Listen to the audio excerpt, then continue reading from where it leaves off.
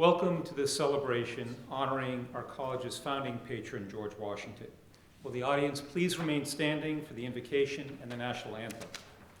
Melody Twigg, a graduate of Wesley Theological Seminary and a member of our advancement office, will give the invocation. Melody and her husband, Drew Thiemann, the college registrar, joined our community in 2012.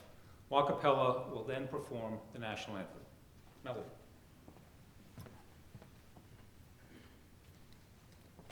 Please join me. Source of all life, known in infinite ways, we gather to celebrate the joy of learning, the satisfaction of hard work, and most of all, the community that is here with us today.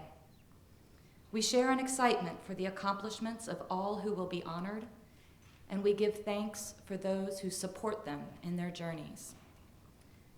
Grant to all present today the courage, the creativity, and the character to continue the good work done at Washington College. Amen.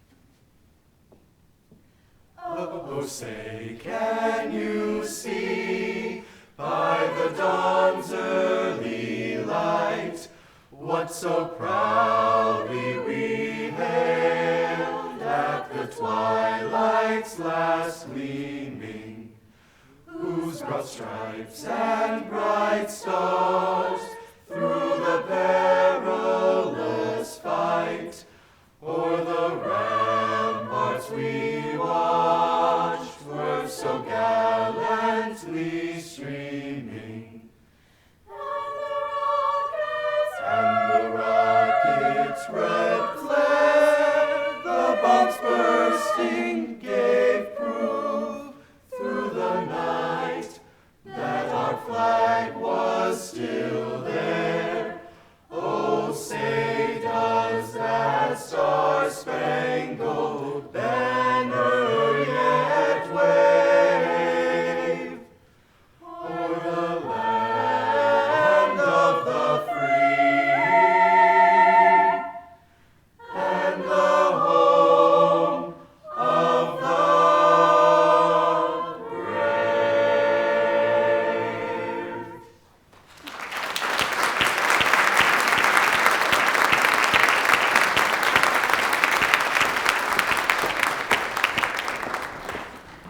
Please be seated. Thank you, Melody and Wacapella, for your participation in today's opening. Let me also mention how pleased I am that the faculty has joined me on stage for this convocation so we can showcase them as they properly deserve. Chairman Nordberg, Judge Free, Marshall Gillen, Provost Chamley Wright, Ms. Shepard, President Pandel, Professor Meehan, Ms. Twigg, students, faculty, staff, and friends of Washington College. Since 2005, Washington College has had the pleasure of presenting the annual George Washington Book Prize, honoring books that breathe new life into American history, specifically into the era when this nation and this college was founded. Washington College is proud to be one of the sponsors of the Book Prize, which is offered in partnership with the Gilder Lehrman Institute of American History and George Washington's Mount Vernon. At $50,000, it is one of the largest literary prizes in the world. In keeping with our college's tradition of fostering excellence in the written word, it recognizes books that reflect both rigorous scholarship and literary merit. The finalists are selected by some of the most distinguished historians in the country. This year's jury was chaired by Carol Birkin, Presidential Professor of History Emerita at Baruch College. Her fellow jurors were Gretchen Holberg-Gerzina, the Kata Tapa Vernon Professor in Biography and Professor of English at Dartmouth College, and Peter Onuf, the Thomas Jefferson Memorial Foundation Professor of History Emeritus at the University of Virginia. The Starr Center, which administers the prize, collected every important new work covering the founding era, the Revolution, and early Republic, and sent them to the jurors, who narrowed the field to our finalists. For the first time, the jury has selected not 3, but 4 outstanding books this year.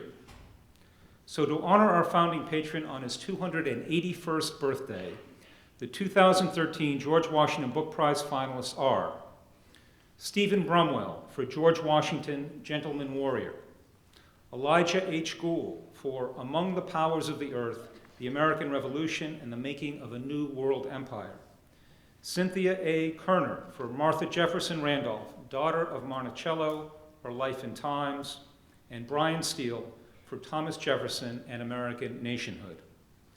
These books will be on display in the Miller Library as well as available for purchase in the college bookstore.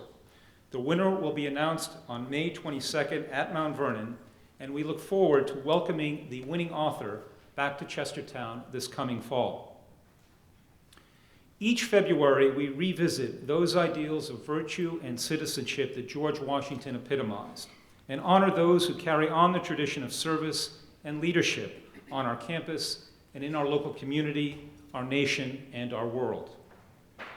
Receiving the Alumni Service Award, Chuck Covington, class of 1956, reminds us that relationships sparked among our undergraduates can grow into lasting friendships that transcend time and distance. Chuck, an alumni volunteer and former member of the Board of Visitors and Governors, has remained a true and loyal friend to his alma mater. The 2012 Presidential Medal recognizes a local figure, Bill Ingersoll, who as town manager has provided housing for our neediest citizens, protected our historic heritage, and secured funding for public parks, facilities, and the infrastructure that support a vibrant community.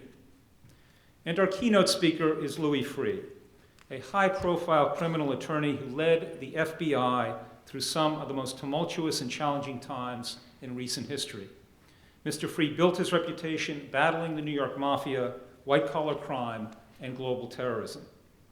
In recent months, he has taken on some other tough assignments, conducting Penn State's internal probe into its child sex abuse scandal, becoming a trustee for creditors of a collapsed Wall Street firm, and investigating an SAT cheating scandal at one of our nation's premier institutions. Widely respected for his tough investigative approach, rock-solid integrity, and ethical sensibilities, Mr. Freeh recently merged his investigative group and legal practice with the law firm of Pepper Hamilton. It's my pleasure to welcome our distinguished guest and also to salute some of those students who make our work so rewarding, our most academically successful students who have excelled in their own intellectual pursuits.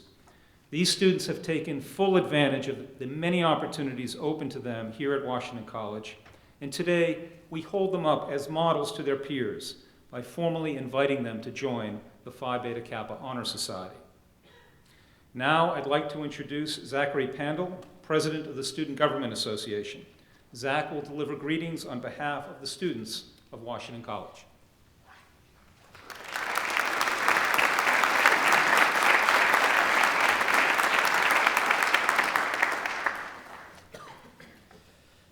Thank you. Good afternoon, everyone. On behalf of the student body, I would like to welcome you all, especially our distinguished speakers and honored alumni, to Washington College. Normally, when speaking to others about the student body, I try to describe that cosmopolitan and sometimes nebulous entity as creatively as I can. But more often than not, I fall short and try to cover up my failure with an embarrassing story about how I dressed as a witch for Halloween when I was 5. It's true, and that's where the trouble started. But lately, due to my impending graduation, I'm faced with a question that, from my perspective, truly describes Washington College. And that is, when will this happen again? This question isn't meant to be a weak translation of Carpe Diem. It doesn't give us license to lose our self-control in pursuit of a fleeting moment of hedonistic bliss. It's quite pertinent to what the whole Washington College experience is, which makes it a question worth considering. When again will we as students be together in an environment that exists for the specific purpose of you finding your own path? When again will you have the ability to engage with people who will open new opportunities to you and inspire you to push yourself farther and harder than you knew you could go? When will you have the unbridled freedom to intellectually move in any direction? When again will you have such control over your future? These questions all pertain to our experience at Washington College. We do have incredible resources, both academic and human, in one space for our benefit. The professors here are dedicated to seeing us succeed and spare little effort in making our success a reality. Here we meet other students who brighten your day with their quirks and insights, students that forever change our lives in imperceptible ways. All these factors are inherent in the educational experience of every student here at WAC, regardless of the path they have chosen. I don't know if this college experience will happen to us again, and I'm not sure what the experience here means to the individual student. But I can tell you that 4 years at this institution irrevocably changes us for the better. It exposes us to different currents of thought, stories, and histories that would have never been apparent to us before, with the end effect of improving our awareness in the world. It's our duty as students who have this fantastic opportunity to make the best of our time here and take full advantage of the opportunities offered, because we don't know when this will happen again. Thank you, and enjoy the festivities this weekend.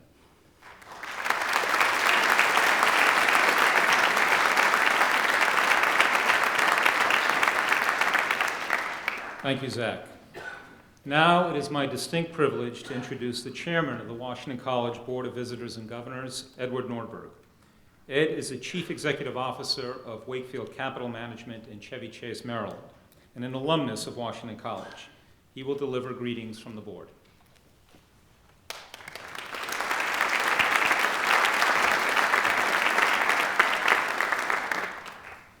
Greetings. On this day, George Washington's birthday, it is a campus tradition to remember the visionary leadership and civic service of our founding patron, and to consider how we can keep that legacy alive. In that spirit, I would like to take a few moments to recognize the recent efforts of the college leadership in advancing Washington College. Just a few weeks ago, after completing a $2 million renovation and expansion project, we celebrated the reopening of the Johnson Fitness Center and dedicated the Davenport Cardio Gallery, a beautiful glass addition that has doubled the space devoted to weight training, core strength conditioning, and cardio exercise. The field house has been retrofitted with more energy-efficient insulation and lighting, and with the help of the Davenport Family Foundation, the college has invested more than $100,000 in new equipment. With more than $1.9 million in hand and only $150,000 left to raise, this project has attracted the highest percentage of private support of any capital project in any previous campaign. I would like to publicly thank all of our donors, as well as the fundraising committee that continues to drive this campaign to its conclusion. I'm also delighted to share the news that with more than $2 million in hand, we are well on our way to raise a $6 million endowment for the college's Center for Environment and Society. In addition to supporting the Chester River Field Research Center and sustainability initiatives, we are proposing to develop a Chester River observatory system into a model that any watershed in the country might adopt as a means to measure and analyze the external factors affecting the health of our rivers. This is an exciting new development in the college's environmental arena, and one that the board is especially proud of. On behalf of the Board of Visitors and Governors, I would like to extend my sincere congratulations to all of our honorees, and my sincere gratitude to all of you here this afternoon who have contributed to our success. I would like to commend our faculty and staff for their achievements. Your good work reflects well upon this fine institution. Finally, I would like to congratulate the students today for their excellent accomplishments. I am truly optimistic that this generation of students, through their commitment to and enthusiasm for learning, will enable us to meet the many challenges that lie ahead. It is my sincere hope that the spirit forged this institution back in 1782 continues to flourish and grow. You truly make a difference at Washington College. Thank you.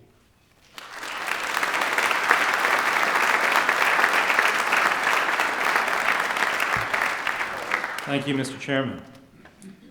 When the Reverend William Smith founded our college in 1782, his naming of the institution was an acknowledgement of the values of enlightened citizenship that George Washington represented to the people of the early United States. Smith did not ask General Washington because of his fame and stature alone. Rather, he hoped to convey through formal education what Washington had learned through his life, and to leave this legacy to the nation, just as Washington had left his leadership as an example to all. We have a number of people who are creating their own legacies at Washington College, where we have a tradition of acknowledging employees for continuous years of service to this institution. This year, I am proud to recognize those members of our community who are our long-serving employees. The Provost and Dean of the College, Dr. Emily Chamley Wright, will assist me with these presentations.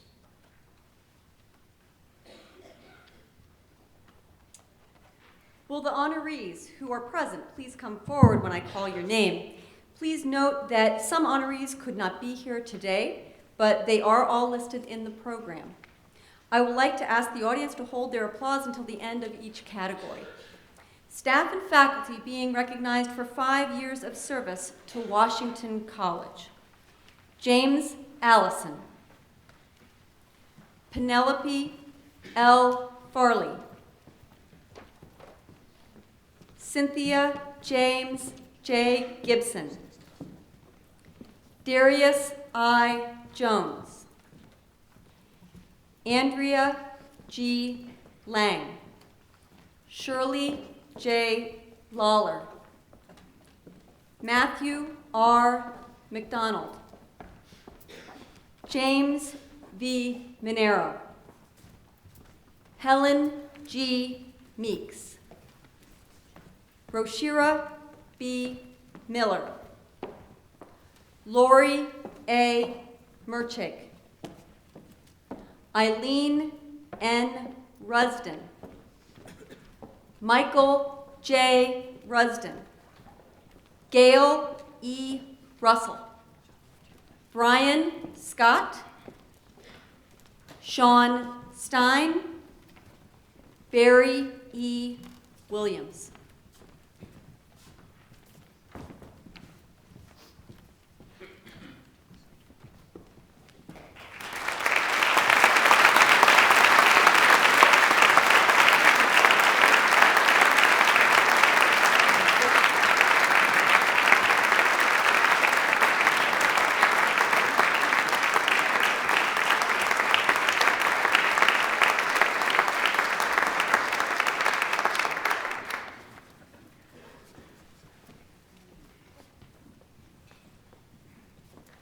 For 10 years of service, we honor Catherine L. Goldberg, Adam Goodhart, Maria R. Hinson, L. Michelle Johnson, Andrew L. Oros.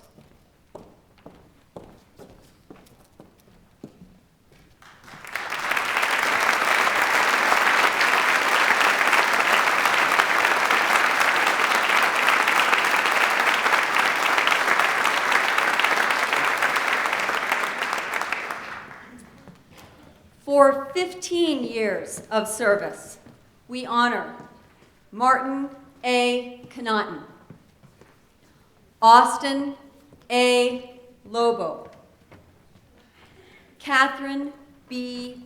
Marge, Donald A. McCall, Robert J. Mooney, Thaddeus L. Moore, Jr., Beverly A. Nickerson, Joan Warren.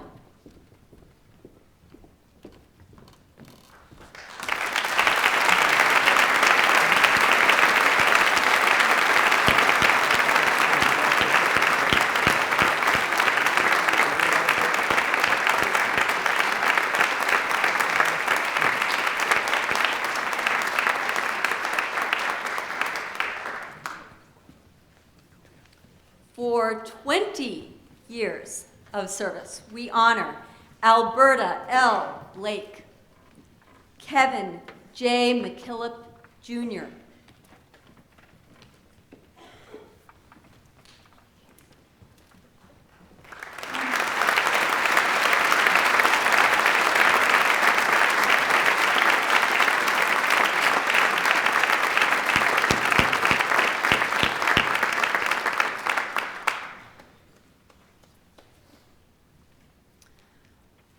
For 25 years of service, we honor Burton R. Brown, Jason M. Rubin, and Vicki G. Sawyer.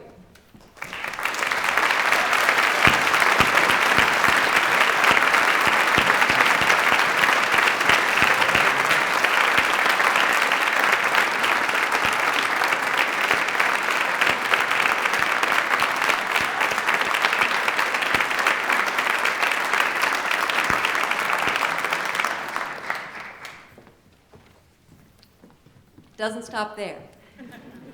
For 35 years of service, we honor Jeff Chafin and James R. Seaman.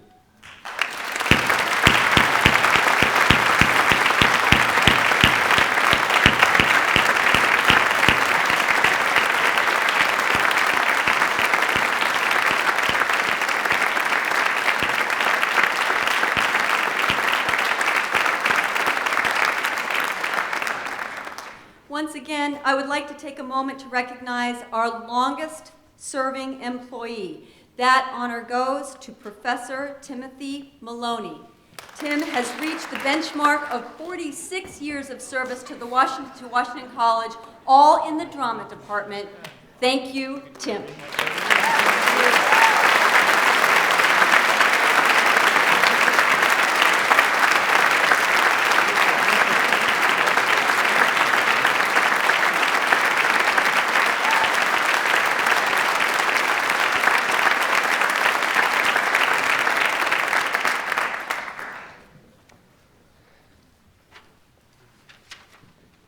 On behalf of the entire college community, I want to say how grateful we are for your commitment to this institution. And I also want to thank all the people honored and their families for sharing you with us for these many years. In keeping with our tradition of honoring faculty and staff for years of service, it's also my pleasure to recognize employees as well as community members and organizations for meritorious service to Washington College, Chestertown, and the greater Kent County community. I'd like to thank the members of the Awards Advisory Committee for their participation in this process. The President's Distinguished Service Award was established to recognize exceptional performance, leadership, and service by an employee of Washington College. The recipients of this award have a record of exemplary performance and distinctive contributions. They've improved the college's programs and campus activities and have shown an outstanding commitment to everything we do here as a whole. I'm delighted to announce that the 2013 award recipients.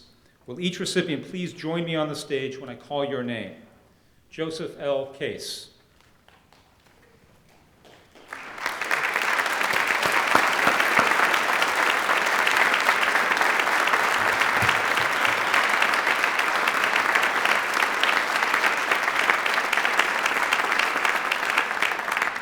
Thanks to the efforts of a man whose strength and stamina equal that of any varsity athlete half his age, Washington College's grounds have undergone a remarkable physical transformation. Since its arrival on campus in 2006, the grounds and landscape manager, Joe Case, has poured his time and energy into beautifying our campus, adding shrubs, native grasses, and flowers that create welcoming campus vistas. The areas between William Smith, Bunting, and Dunning Halls are now full of lush vegetation and meandering brick sidewalks. Daly Hall is now surrounded by healthy planting beds and small ornamental trees. And one of Joe's most recent projects turned a stretch of grass on the north end of campus into a beach volleyball court that magically appeared over the summer. Joe works side by side with his buildings and grounds crew, leading and training by example, much like a player coach. I am delighted to present to Joe Case the Distinguished Service Award.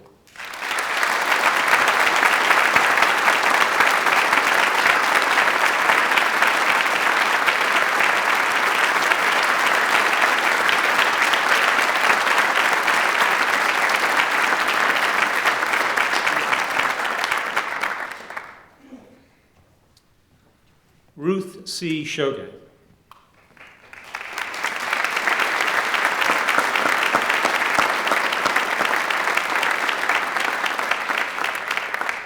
Since her arrival at Washington College in 1990, Ruth has been the guardian angel of the Clifton M. Miller Library, expanding library instruction, mentoring students, and lobbying for the mechanical, structural, and beautifying changes that would transform the facility into a modern library befitting Washington College's academic traditions. She was a driving force behind the $9 million renovation that we completed this fall. In her quiet way, she worked to ensure that modern lighting replaced fluorescent, that computer connections were lightning fast, that collaborative learning spaces were comfortable, that students could access the resources they need, and that the building itself is structurally sound, energy efficient, and properly equipped to dispense caffeine. Over the years, Ruth has made significant contributions to our life at the campus, teaching first-year courses, championing diversity, and reminding us that libraries are as much about communities as they are about discovery and knowledge. I am honored to present Ruth Shoge with the Distinguished Service Award.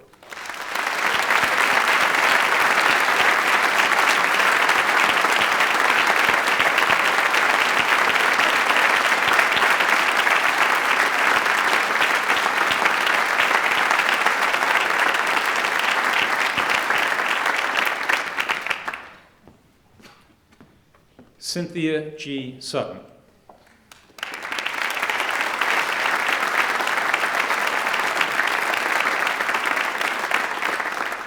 Cindy Sutton, head of circulation, is another quiet force in Miller Library. After a short stint in the college bookstore, Cindy joined the library's technical services department as a cataloging assistant, where her diligence and accuracy made her a key member of the team that transitioned that historic relic of the 20th century, the card catalog, into an online resource.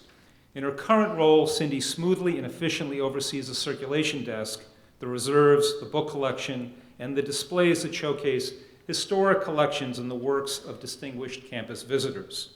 Over the course of her career, Cindy has demonstrated keen leadership ability, training and mentoring hundreds of student assistants, some of whom have gone on to pursue careers in library science. I am delighted to present to Cindy Sutton the Distinguished Service Award.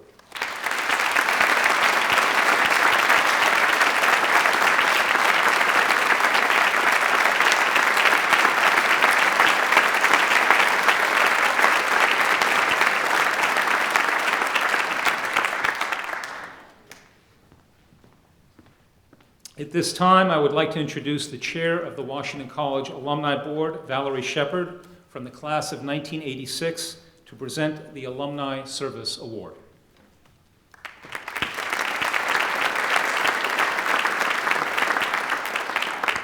Good afternoon. The Washington College Alumni Service Award was created in 1986 to formally recognize dedicated alumni. The Alumni Service Award is given annually to an alumnus who has given outstanding and continued support to the college and/or the Alumni Association. He or she has been instrumental in encouraging prospective students to apply to Washington College, has made continued financial contributions, has been willing to give time and energy as class agent, Alumni Alliance member, Board of Visitors and Governors member, alumni chapter officer, or contributor on special projects sponsored by the college or alumni association. Chuck, will you please join me on the stage?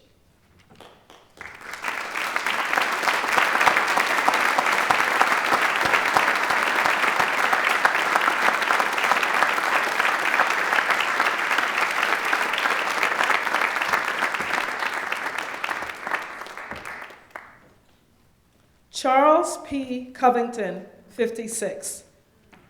Everyone knows that Chuck Covington is one of Washington College's biggest fans. The former college trustee is a charter member of the 1782 Society and a stalwart volunteer who has consistently given back to his alma mater for the past 30 years. He shares class correspondent duties with his dear friend and classmate Emily Dryden Russell, and as co-chair of his 50th reunion committee in 2006, he helped establish a significant scholarship as their class gift. So it should come as no surprise that Chuck Covington began his long association with Washington College as one of its most fervent cheerleaders. His cheers during Shoreman basketball games went something like this: "Rickety, rackety, Russ, there's nothing wrong with us." Nothing wrong indeed with the economics major who married his college sweetheart, Lynn Diana, class of '54, raised a family, kept in close touch with his college friends over the years, and enjoyed a successful career in information technology. Since retiring from Unisys Corporation as Vice President, Information Systems Engineering, Chuck has been active in local politics, serving as a councilman at large for the borough of Avalon, New Jersey. The devoted husband and father of 4 now dotes on 10 grandchildren. Down through the years, Chuck has been a loyal and devoted friend of the college. He has represented his alma mater at college fairs, hosted alumni events, supported capital campaigns, attended countless lacrosse games, returned for convocations and reunions, consistently given to the Washington Fund, and has included the college in his estate plans. Many of us love Washington College. Chuck acts on that emotion, serving selflessly in many capacities over many years. It is with great pleasure that we recognize that steadfast service today. Chuck, on behalf of the Alumni Association, I would like to present you with a token of our appreciation and esteem.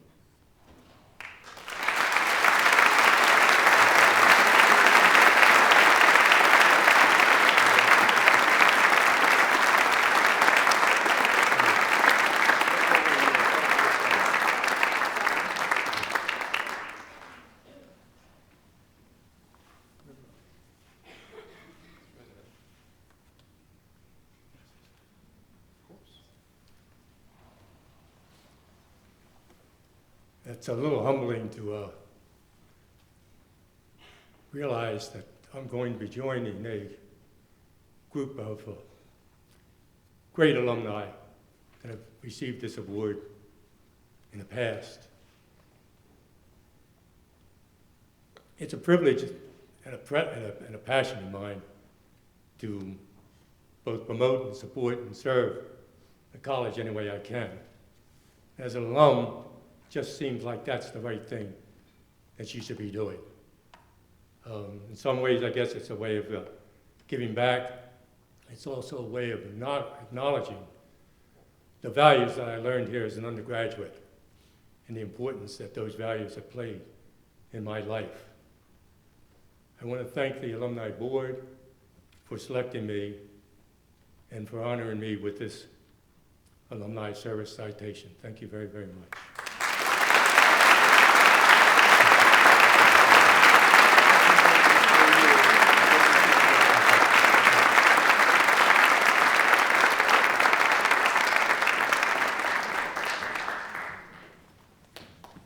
Thank you, Valerie, and congratulations, Chuck, and thank you for your very moving remarks. The President's Medal is intended to recognize the accomplishments of an individual or an organization that has made significant contributions to the advancement of Washington College and/or our neighborhood. The individual should have an exemplary record of sustained and acknowledged contribution to the quality of life in the area. I am pleased to announce the recipient of this year's award. Bill Ingersoll, will you please join us on the stage?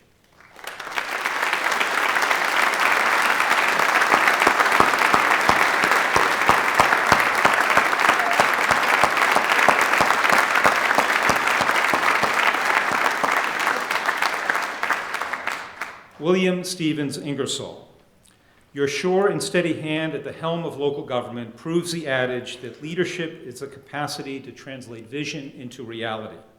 As town manager and zoning administrator of our fair city for nearly 3 decades, Bill has helped transform Chestertown into one of the most gracious and lovingly preserved small towns in America. With his characteristic charm, business acumen, political savvy, and dedication to the job at hand, Bill has guided Chestertown's evolving comprehensive plan to make this town a better place for residents, businesses, college students, and visitors alike, without destroying the distinctive character of the place that he has always called home. Bill has secured millions of dollars in funding to build affordable housing. He has managed an array of capital projects, including Wilmer Park, Chestertown's Industrial Park, the Volunteer Fire Company building, and the Visitor Center, that strengthen our neighborhoods and provide the infrastructure to support a vital community. Smart growth, green spaces, and public access to the waterfront are also key elements in Bill's vision for the future of Chestertown. In recognition of his lifelong commitment to Chestertown and the welfare of its citizens, Washington College gratefully extends to William S. Ingersoll the President's Medal.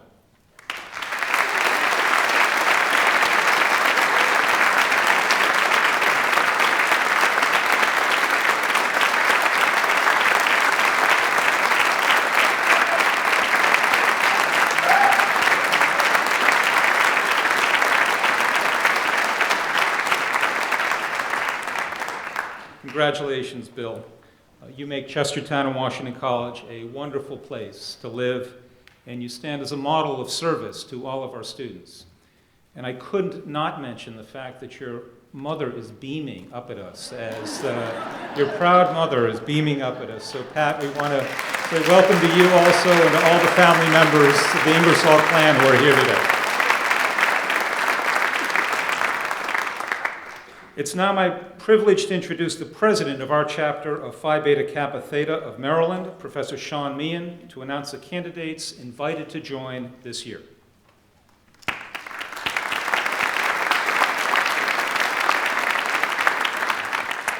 Thank you, President Reese. It's my great honor to be standing here before you on behalf of my colleagues on the faculty and our Phi Beta Kappa chapter. Founded in 1776 by 5 students at the College of William and Mary in Williamsburg, Virginia, the Phi Beta Kappa Society is the oldest and the most prestigious academic honor society in the United States. For over 2¼ centuries, the society has embraced the principles of freedom of inquiry and liberty of thought and expression. Laptops have replaced quill pens, but these ideas, symbolized on Phi Beta Kappa's distinctive gold key, still lay the foundations of personal freedom, scientific inquiry, liberty of conscience, and creative endeavor. Only about 10% of the nation's institutions of higher learning are privileged with the right to shelter a chapter of Phi Beta Kappa, and from them, only roughly 10% of arts and sciences graduates are elected for membership in the society. When the Phi Beta Kappa Society installed the Theta of Maryland chapter at Washington College in 2007, it granted an institution almost as old as the society itself the ability to confer on its graduates the mark of highest academic distinction. It is an honor to announce the Theta of Maryland chapter's 7th class of candidates for membership in the Phi Beta Kappa Society. The Governing Council of Phi Beta Kappa can be assured that Washington College embraces and upholds the highest academic standards in an ongoing commitment to excellence in the teaching and learning of the liberal arts and sciences. Phi Beta Kappa Theta of Maryland chapter voted on January 24, 2013, that in accordance with its provisions, the following individuals have met the rigorous criteria for election and have been invited to join the Phi Beta Kappa chapter, sheltered at Washington College. I shall now read the name of each candidate and ask you to join me on the stage for a group photo. I would ask that you hold your applause until all the candidates have appeared to be recognized as a group. Lindsay G. Altomer, Amanda G. Anastasia, Ryan J. Bankert, Jasmine A. Bibbs, Emily N. Blackner, Michael D. Bonadies, Megan M. Clearwood, Natasha E. DeGraw, Gary L. Fenstermaker, Dale G. Frymark, Sophia H. Gassman, Rachel M. Hughes, Brittany E. Kruger, Michael W. Keithy, Allison L. Queen, Molly K. Leach, Jennifer E. Lee, Jessica A. Magdeburger, Timothy E. Marson, Ashley E. McAvoy, Parker A. McIntosh, Nicole L. Musho, Jillian R. Obermeyer, Ishan U. Patel, Christopher R. Paul, Mariah J. Perkins, Jenna B. Smalljohn, Abigail M. Schwartz, Nina L. Sharp, Rebecca H. Sussman, Catherine S. Thornton, Amanda M. Venable.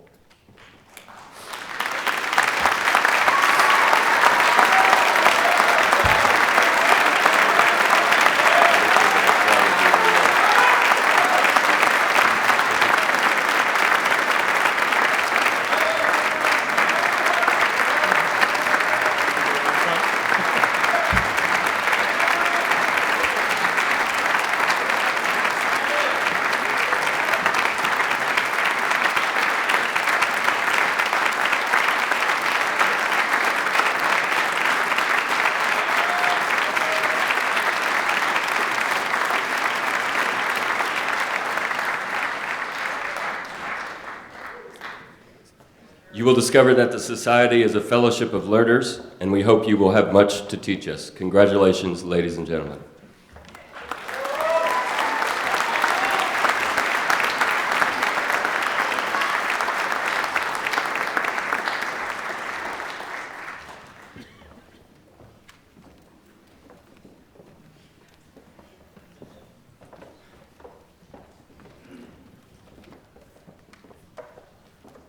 I don't know about you, but I was also impressed that they were smart enough to figure out how to align themselves up on the stage here. A little nervous at some point, but they were smart enough to figure that out.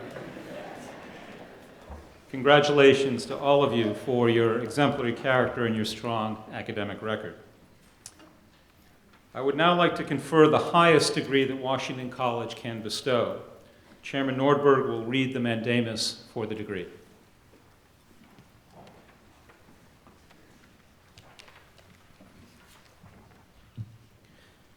To the President of Washington College, it having been recommended by the faculty to the visitors and governors that Louis Freeh is an individual of unusual scholarship and learning, and therefore worthy to receive highest honors, you are hereby authorized and directed, in accordance with the ordinance to that effect, to confer at the Washington's birthday convocation on February 22nd, 2013, causa honoris to Louis J. Freeh, the degree of Doctor of Laws. Signed, the visitors and governors of Washington College in the state of Maryland.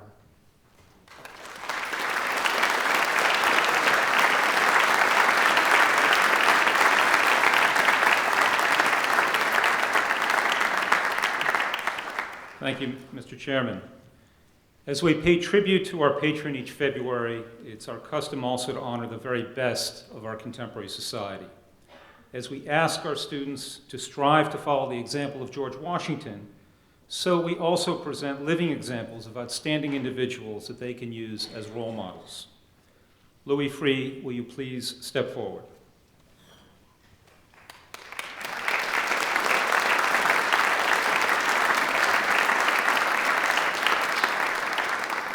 Louis J. Freeh. Truth will ultimately prevail where there is pains to bring it to light. So said the founding patron of this institution, George Washington, and today we honor a man who knows well the pains and the imperative of bringing truth to light. Louis J. Freeh has committed his life to that endeavor, whether in his role as a prosecuting attorney, a federal judge, an independent investigator, or the CEO of this country's leading investigative agency. Although truth can often be a slippery subject, it is the integrity, courage, determination, and humility of the person seeking it that ultimately allows truth to be revealed and examined. This unblinking search for what is true and the best way to learn, act, and transform our society and ourselves for the better. For Louis Freeh, this effort represents a lifelong dedication to the cornerstones of our country, the Constitution, the body of law, and what he has called the sacred nature of dissent and liberty.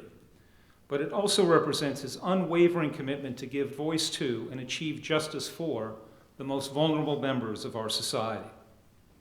The administration of justice, George Washington said, is the firmest pillar of government, and in this sense, too, Louis Freeh has honored his country and his forefathers. His devotion to his family, as well as to the highest public service, is an example to which all Americans should aspire. And his loyalty to truth is why today Washington College bestows upon him the honorary degree, Doctor of Laws.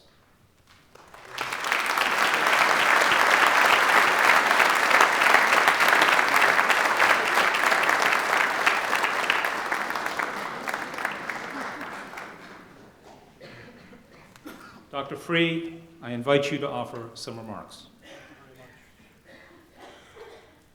Thank you very much, President Reese, and to the board and the faculty and to Washington College for this really great honor on a very, very special day, a day that connects you directly and historically to not just one of the greatest Americans, but in some of the words that were used here today, virtue, character, leadership, integrity. So it's a great, great honor for me, and I'm very pleased to share this day with you. I also want to congratulate all my fellow honorees, particularly our students, who are our future and our hope. And the most exciting part of the day for me was they let me actually teach a constitutional law class here.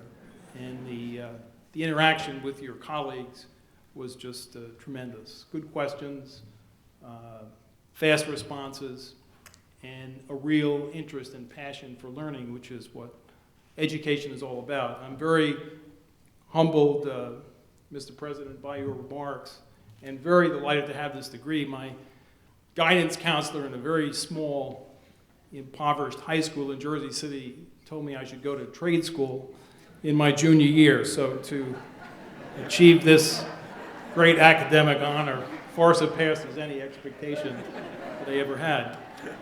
I wanted to just talk for a few moments about character and about leadership, responsibility, and the concept of moral integrity and moral courage, which is a very important and critical ingredient to everything that your founder stands for, your namesake, and what our colleges and our students and our families hope that we aspire to.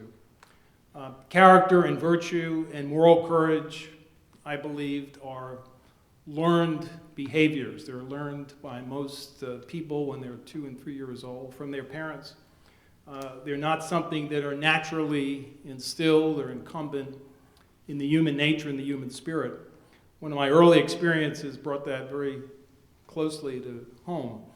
I was being nominated by the president for the FBI director job. So my wife and I, the night before, had the perennial conversation that parents have: should we bring the 4 young boys to the White House ceremony or not? And we decided, of course, to bring them. So right before the actual nomination, I'm standing in the Oval Office with the president, and I notice a slight shift of field out in the Rose Garden. Now, I know instinctively it has to be one of my 4 young boys. But I don't say anything, I haven't been nominated yet. So we walk out into the Rose Garden, and I notice my 4-year-old is completely wet. And my wife is looking at me, telling me with her eyes, I told you not to bring the 4 boys to the ceremony. So we find out that right before the ceremony, there's a pond in the middle of the Rose Garden. Be very careful if you go there for a ceremony. So the 4-year-old is standing there, and the 2-year-old, seeing his opportunity, pushes him into the pond, causing mass pandemonium and confusion, running around. So that wasn't the worst of it. When the story was told, the president was very interested in the story. And he said, well, I'd like to talk to Sean. Sean is the 2-year-old who pushed the older boy in. So they bring Sean into the Oval Office. He's standing before the President of the United States, Chief Executive Officer of the United States, a lawyer. And he asks a very relevant, non-leading question. He said, Sean, did you push your brother into the pond? Sean looks up at the President of the United States and says, no. Now, as a lawyer, I was very proud of him. In those days, the exculpatory no was a defense to a 1001 charge of false statement to a federal officer. But it did bring to mind the fact that, the virtues and the character that the namesake of this great college is known for are learned and are nurtured, mostly in your families, and then enhanced in great institutions where leadership and characters are formed, such as Washington College. It reminded me of the story of then Colonel Washington's decision on December 26, 1776, the famous crossing of the Delaware River and the attack on the Hessian garrison in Trenton, New Jersey. If you remember, at that point, the morale of the Continental Army was at its all-time low. 90% of the soldiers who were with Colonel Washington on Long Island had deserted. There was no hope of re-enlistment. Washington wrote a note to his cousin the night before that it looked like this was the end of the game. And in his note to himself before he left for the river crossing, he wrote victory or death. That act and that decision was a great act of physical courage, but more importantly, it was a great act of moral courage, because a defeat that evening and disaster was very likely given the weather conditions and the uncertainty about the preparation of the Hessian garrison. That decision was an enormously and morally courageous decision by someone who, like the other people who had signed the Declaration of Independence, had literally pledged everything, including their lives, on this sacred endeavor. And we see in history, other examples of this unusual and powerful moral courage that asserts itself. And one great story I'll share with you, which most of you may have heard, is a story about Ulysses S. Grant. And Grant, when he took Lee's surrender at Appomattox in April of 1865, the picture could not have been more stark. Robert E. Lee came in with a beautifully tailored, clean ceremonial uniform with a sword that General Grant noted to himself had never been used in battle. And Grant took a surrender with some guidance from President Lincoln, but really very little specifics, and decided when he took that surrender that he would give Lee and his Confederate troops an amnesty. He would allow them to go home with their horses, which was very significant, and with free passage, and to be not molested by the federal authorities, civilian or military, as long as they abided by the law. Lee was overwhelmed at the generosity of this Grant and could not understand or really believe that he was that fortunate. Fast forward a week or so later, President Lincoln is assassinated. The mood in the United States becomes very ugly, and there's talk now of bringing treason charges, not just against Jefferson Davis, but against Robert E. Lee. Robert E. Lee, before the war, was the most renowned military figure in the United States. If you remember the story, President Lincoln wanted him to actually command the Union Army. He was of that renown and reputation in terms of military skill and honor. And of course, he sided with Virginia. When the mood turned very ugly, the Attorney General, through the United States Attorney in Norfolk, actually indicted Robert E. Lee for treason. There's a treason indictment entered in the books of the United States Department of Justice against Robert E. Lee. When Grant heard this news, he was furious. He was furious because his word had been compromised by a political act which was taken without his permission or knowledge. So he went to the Secretary of War and demanded that the indictment be dismissed. And the Secretary, a very smart politician, said, "It's out of my hands, I have nothing to do with it." Grant didn't stop there. Grant went to the President of the United States, President Johnson, and said, "I gave my word at Appomattox that he would not be otherwise molested," was the word used, "by the United States of America if he abided by its laws." And Johnson refused. He refused to intervene. Grant, at that moment, one of those single moments of silent honor in history that some people are privileged to experience, said, "I will resign. I will resign my commission as a general of the United States Army." Johnson then refused to pursue the indictment, ordered the U.S. Attorney in Norfolk to kill the case, as they would say, and although the indictment remained on the books, it was never brought to justice. That single act of Grant, in my view, overshadows most of his military victories, most of his military fame, because it was an individual act of moral courage that came at a critical time in the history of the United States, because the terms of surrender at Appomattox were actually the building blocks for the reformation and reunification of the United States. And had the tenor and the results of that surrender been different, it would have protracted and complicated the reunification of the United States. Moving forward beyond that, countries and governments at critical times are also faced with the need and the opportunities to act with moral courage. And it's much harder for a government to do that because a government has political pressures that individuals certainly don't have. And the events that I wanted to mention are very relevant for today, for this date. This is a wonderful and important date as we honor General President Washington of the college. In 1933, on this date, the SS was formed in then Nazi Germany. In 1941, on this date, all of the Jewish people who could be identified in Amsterdam were rounded up by the Nazis.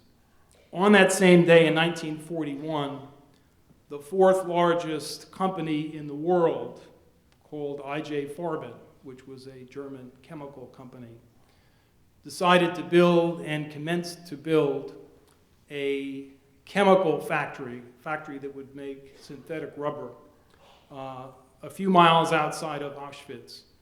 And during the course of the war, 80,000 slave laborers who came from Auschwitz were forced to manufacture the weapons of war used by that regime. Those activities were foreshadowed in 1933. In fact, in a very short time, April 1st, 1933. So we'll look at the 80th anniversary of this event in a few weeks. Historians actually mark the onset of the Holocaust on April 1st, 1933 at 10 a.m. in the morning, German time.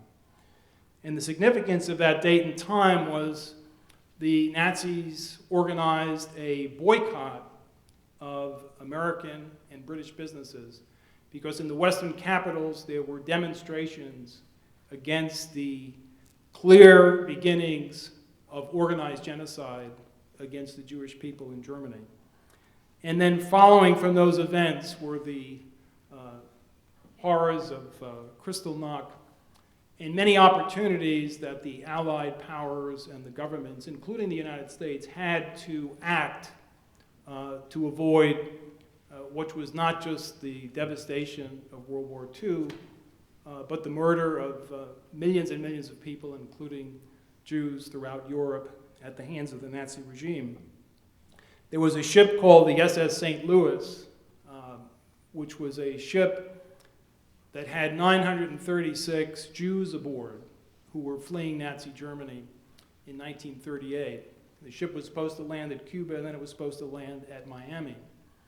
The U.S. Coast Guard turned the ship away from the port of Miami, even though they could see the lights of the ship. And it was typical of the behavior of the Western democracies during that period. The ship went back to Europe with its cargo of Jewish passengers, most of whom were killed. The governments and the Western democracies were afraid to act, and they failed to do so on an institutional basis and on an individual basis. The awful story of the 1936 Olympics, if you remember, those were the Olympics staged in Berlin, which the National Socialists turned into a huge propaganda event.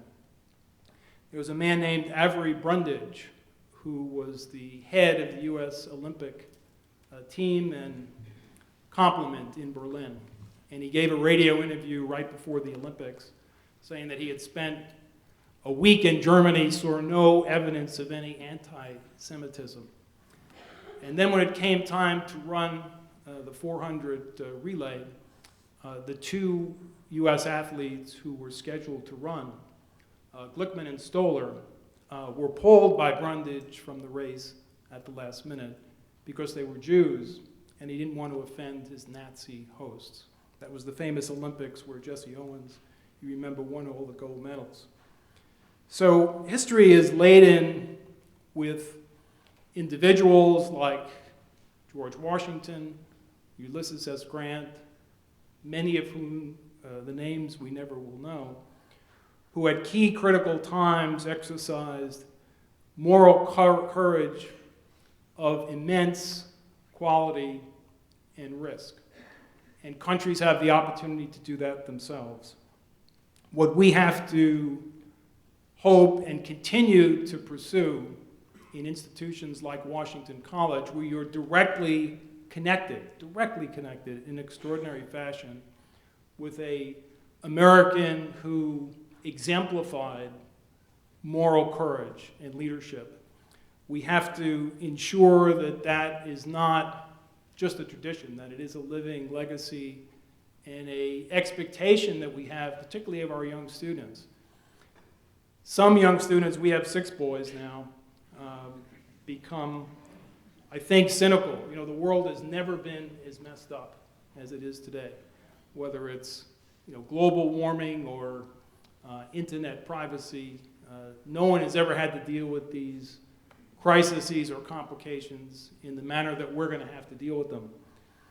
I truly believe that the world has always been in crisis and at risk at different times from different forces, no more and no less than it is today. Perhaps it's more complicated, but the solution is going to come from our young leaders sitting up here who will exercise the judgment, responsibility, and the moral courage to overcome these threats and these risks. We have to look to you. I saw a poll yesterday looking at the confidence that the American people have in their elected representatives. The Congress favorable rating now is about 11%. 11%.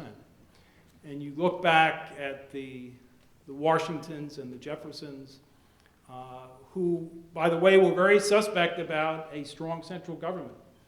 Washington said that the greatest threat to the republic was a standing army. This was the colonel who had just beaten the most powerful military and political force on the planet. Jefferson disagreed. He said the greatest threat was a central bank. But their vision of America, with all of the complexities, and as we were talking about in constitutional law today, all of the things that were never contemplated by the framers as they sat in Philadelphia and with a 18th century worldview created a republic where liberty and freedom would be preserved. that goal and that reality is still very possible.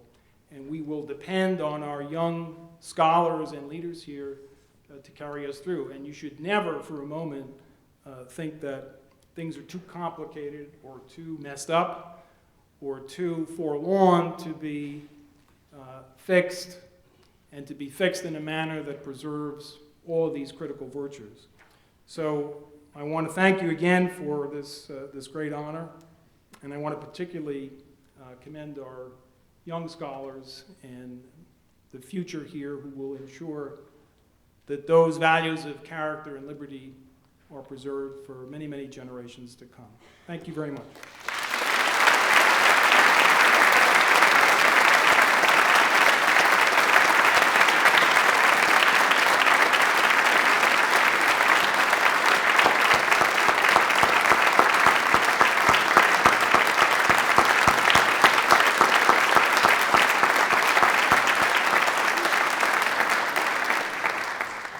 Thank you, Dr. Free. We hope that you will now be a frequent visitor to your new alma mater.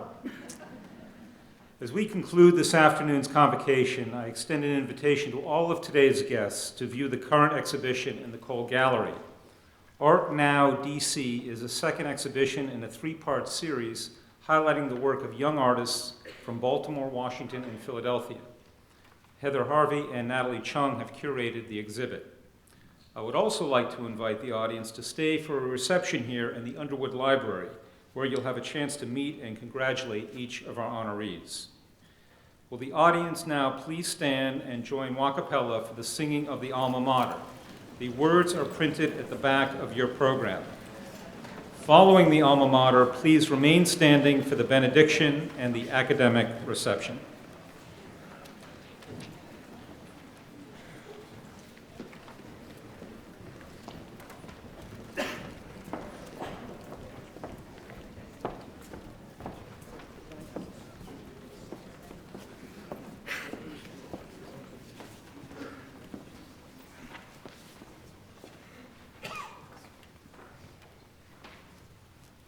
By the gleaming blue Chester River, on the Maryland eastern shore, stands the glorious alma mater, whose name we will ever adore. 'Tis a name that shone high in glory, when our country her freedom won. And our college alone was the first one to own to the fair name of Washington. So Washington, old Washington, our Washington we do adore. We will fight for her honor, as her sons and daughters have before. So Washington, old Washington, our Washington forevermore. She's our dear alma mater on the old eastern shore.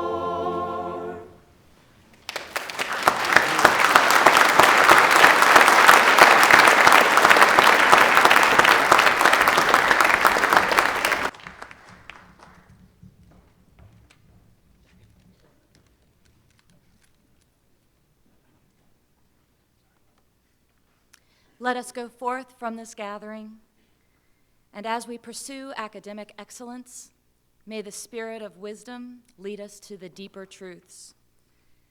As we apply our learning to the world, may the spirit of compassion show us how to temper our intelligence with kindness. And as we engage with the broader community, may the spirit of justice inspire us to share our gifts with all those we encounter. And may we always remain appreciative of the privilege we share as members of the Washington College community. Amen.